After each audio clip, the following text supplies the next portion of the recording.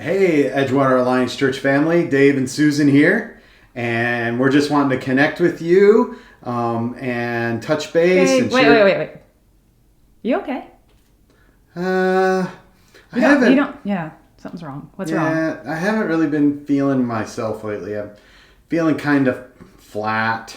Yeah, what's going on? Yeah, I don't know. I feel just kind of like empty, like flat and stiff and dull, like Lifeless, kind of? lifeless. Yeah. Yeah. Yeah.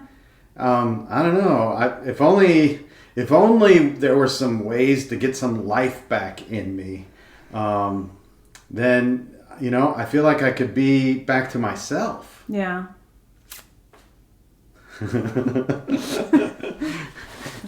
Hey, Edgewater Alliance Church. Let's more Dave.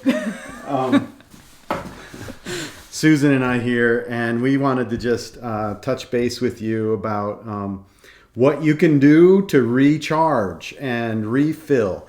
Last Sunday, I talked about buckets and what it takes to. Let me bring up some buckets. What it takes to refill your buckets, and don't worry, they're not seeing that yet. I could just leave. No. Here we go. Yes. Refill. Buckets. Yes, buckets. What you're doing to refill your buckets, your emotional bucket, your spiritual bucket, your physical bucket. And this is going to be a part of our language as a church, this metaphor that we want to share. Hey, what are you doing to stay full, spiritually, emotionally, physically? What are you doing to fill others up? We get the physical bucket, right? Like, are you sleeping enough? Are you getting Too much? Are you sleeping too much? I'm eating enough. Do you think I'm eating enough? I think that's not as much of a problem. The COVID-19 Yeah, has hit the Lane house. putting on the COVID-19. Anyway, but are you eating the right things? Are you exercising? The dogs in our household are like, yes, you're exercising enough. Like, oh, another walk, 5th walk of the day. So we want to make sure you're doing what you can to fill your buckets. And as a church leadership, we're going to give you some ideas on how to stay full emotionally, spiritually, and healthy physically. And so as we think about buckets and what buckets mean spiritually, emotionally, physically, we're essentially saying stay full. And then when you're in a good place, spiritually, emotionally, physically, you're able to help other people fill their buckets, to be a benefit to them, to check in on how they're doing. So, hey, maybe this week,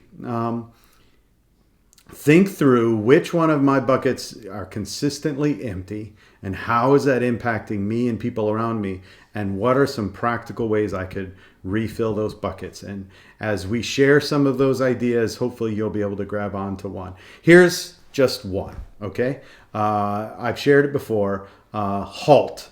When things are getting tense in the house, or you're feeling particularly aggravated or particularly upset, it's like the Snickers commercial, right? Are you hungry? You're not feeling yourself lately? Didn't Try a Whitney Snickers. used to throw Snickers at you? Yes. When Whitney was on our team, she would she would subtly slide a Snicker across it. I was like, oh, Grumpy Dave has entered the equation.